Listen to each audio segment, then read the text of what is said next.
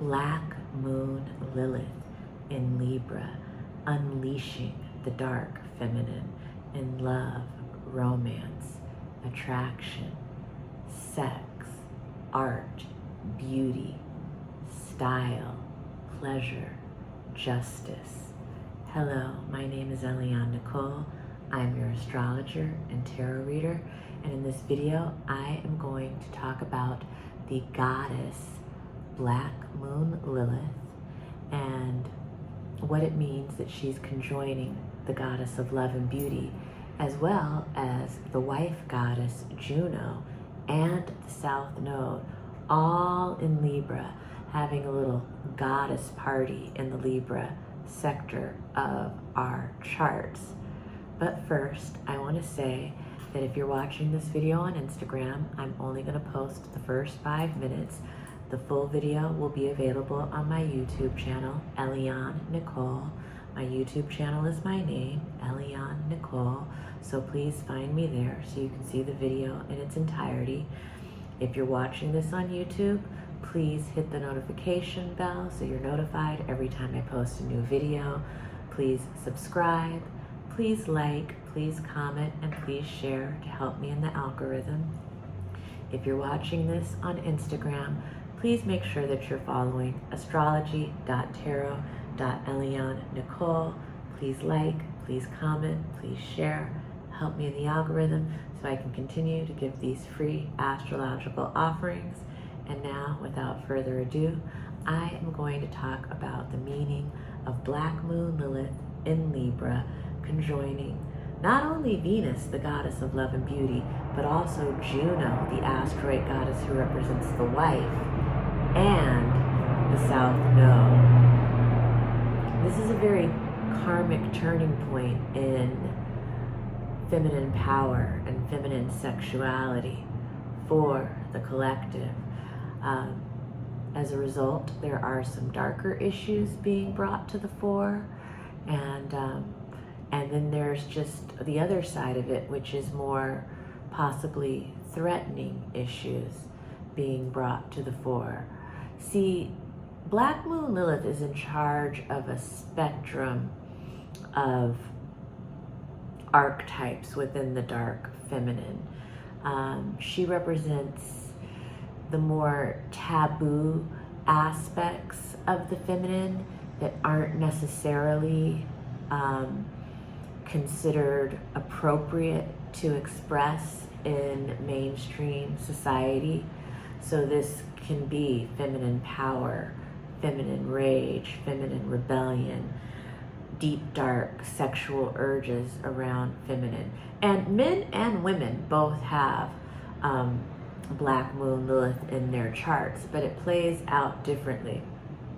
For women, she's going to represent, again, more taboo parts of ourselves that we don't necessarily feel comfortable expressing. Maybe even parts of ourselves that we don't even acknowledge because it's so, dark or shameful in a societal sense. For men, she can represent their deepest, darkest fantasies around women. She can also represent men's deepest and darkest fears around women. And so Lilith really holds a lot of power because of her taboo nature.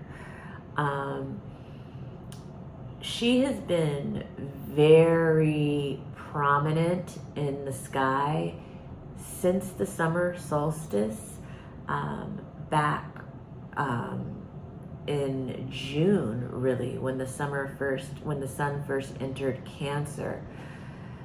During the summer solstice chart, she was actually square, or in a T-square with Neptune and the sun, and Black Moon Lilith's presence in those summer charts really let me, as an astrologer, see how Joe Biden would step down as the presidential nominee on the Democratic Party and be replaced with a woman. And it made sense that it was Kamala because oftentimes to the collective, Black Moon Lilith can even represent Black women, especially in America where Black women are really the collective's shadow. And also really in the world, Black women often represent the collective shadow. And that is for many reasons, having to do with, you know, things like power, fear, sexuality, magic. You know, Black Moon Lilith is the witch. Black Moon Lilith is, you know, she represents the mysteries and the deepest magic of women. But she's also, you know, the wild woman, you know, who doesn't follow any rules. She's, you know, the stripper. She's the sex worker. She can even be the Lolita, you know. It's any aspect of the taboo. When men aren't comfortable, men who have an afflicted Black Moon Lilith might enact abuse upon women of some kind. And so she can get involved in issues of like power and dominance with men because of their lack of power or their own lack of ability to properly integrate the dark feminine within themselves. And so then they project it out in violent or dark ways. Lilith is a deep, deep chick. You know, it could take several videos to really break her down. But right now, she's traveling through Libra, the sign of Libra, which has to do with aspects of beauty, art, justice, romance, love, relationships, attraction, style. You know, sometimes Lilith has to do with daughters or sisters. And the fact that she's conjoined Venus while Venus is at home, Lilith and Venus are empowering each other. Venus is softening Lilith a little bit, but Lilith is also giving Venus a little bit more edge. And we're at a time where the societal norms about how women are able to express themselves, whether that's sexually, artistically, beauty-wise, style-wise, you know, those norms are shifting. And not only that, we have women coming into power and dominating the patriarchy, which has for a long time been the greatest threat and the greatest fear of the patriarchy. So all of that is being reflected by, you know, Black Moon Lilith's strong positioning in the summer solstice ingress chart. And contrary to popular belief, we are still in summer until the fall equinox. A lot of people are on social media saying summer ended after Labor Day. No, it's still summer until the equinox. The fall equinox is when fall begins. That's when the sun ingresses into Libra. That is the turn of the year. So technically this is still summer, and that Cancer sun summer ingress chart told a story of the entire summer, and it told a story about the dark feminine rising, and we're seeing that. We're seeing the best of it, and we're seeing the worst of it. You know, Mars in Cancer will be coming up on the square with Black Moon Lilith, and that has a lot to do with violence against women and you know, issues of things like domestic abuse and you know, sexual abuse and things like that, which we are already seeing bubble up so much in the headlines. Watch my Mars and Cancer video if you haven't already, because that transit is going on from September 4th all the way until April 2025. So in many ways, that transit is already setting us up for what's happening in the new year of 2025. And Lilith also, you know, being in Libra is setting us up for what's happening in 2025 as well. So, you know, what else did I want to say? The fact that she's next to Juno, the wife goddess. You know, the wife goddess is such different energy than Lilith, right?